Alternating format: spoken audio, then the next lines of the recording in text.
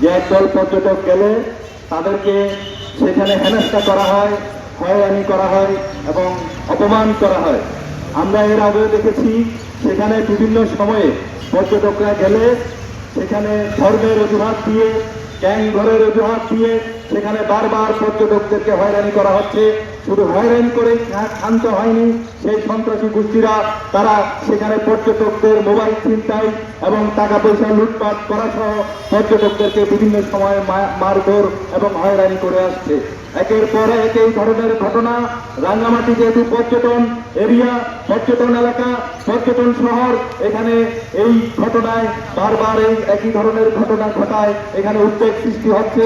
অপার সম্ভাবনাময় এই পার্বত্য চট্টগ্রাম তথা রাঙ্গামাটি যে পর্যটন শিল্প বিকশিত হওয়ার যে সম্ভাবনা রয়েছে, সেই সম্ভাবনাকে ধূলিসাৎ করে দেওয়ার জন্য এখানে একদল সশস্ত্র সন্ত্রাসী অস্ত্রধারী সন্ত্রাসীরা উঠে পড়ে লেগেছে।